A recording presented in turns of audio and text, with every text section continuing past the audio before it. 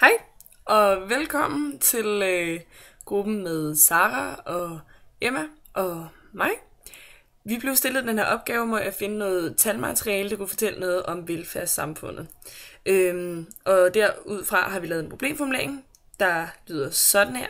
Hvordan har fordelingen af de offentlige udgifter i Danmark ændret sig for perioden fra 2000 til 2009? Og hvad kan man udlede af dette? For at kunne besvare den her problemformulering, så har vi så fundet denne her tabel, der forklarer lidt om udviklingen i hvordan man prioriterer de forskellige sektorer, de offentlige sektorer. For at kunne besvare den her problemformulering, har vi lavet nogle problemstillinger, og de lyder sådan her. Hvilke offentlige udgifter bliver der brugt skattekroner på i Danmark?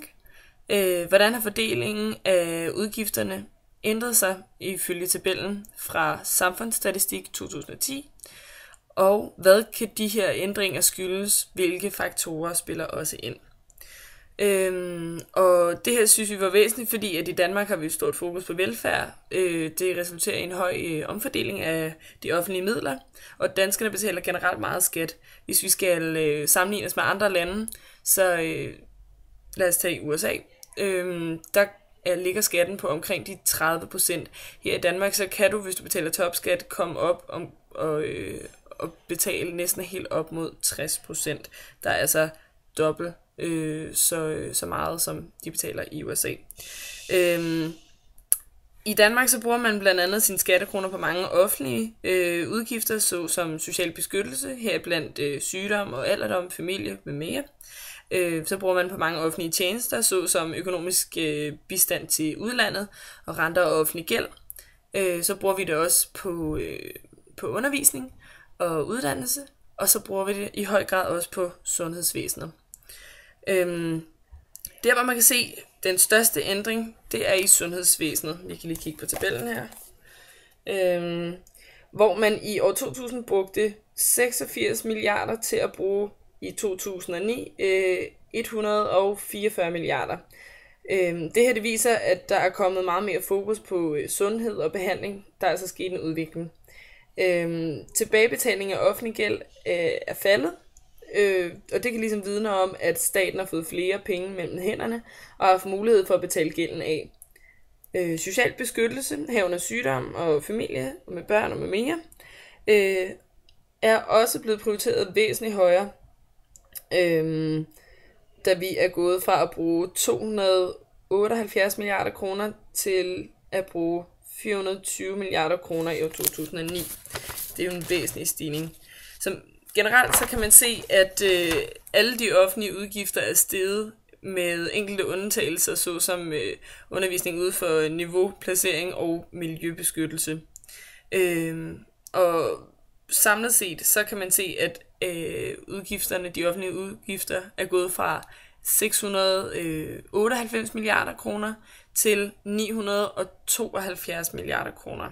Så der er så sket en generel stigning i hvor mange penge man bruger på de her offentlige ydelser. Så perioden mellem 2000 og 2009 er klart præget af et økonomisk opsving. Der var stor fremgang på eksportmarkedet, og så var der en stor kreditlighed, som havde en tilhørende lav rente, så det var nemt at komme til penge, og der var mange penge i handel og eksport. Staten fik altså flere penge mellem hænderne, da danskerne generelt havde en højere indkomst og derfor kunne betale mere skat. Det resulterede i, at staten kunne pumpe endnu flere penge ind i velfærdssamfundet og tilbyde endnu bedre offentlige ydelser. Trods den økonomiske krise start i år 2008, så kommer det ligesom ikke rigtig til udtryk i tabellen her, og vi regner med, at det er fordi, at vi kan lige prøve at kigge her, 2008 har vi også med her, og vi regner med det fordi, at man ikke kan nå at omstrukturere hele den måde, man har struktureret eller prioriteret de offentlige ydelser. Ja. Så vi kan konkludere, at De offentlige udgifter er generelt steget meget i perioden mellem 2000 og 2009, og det fortæller både noget om den velstående økonomiske tilstand og et ønske om at vedligeholde og bevare det danske velfærdssystem, der i høj grad tager hånd om de svageste i samfundet. Og lige netop det her, det kommer til udtryk i den store udvikling i social beskyttelse og sundhedsvæsenet. Der var den offentlige afdeling, der steg allermest. Grunden til, at økonomien i den her periode var i velstand, skyldes fremgang på eksportmarkedet og den lave rente på kreditligheden. Ja, det var alt for nu. Tak fordi I kiggede med.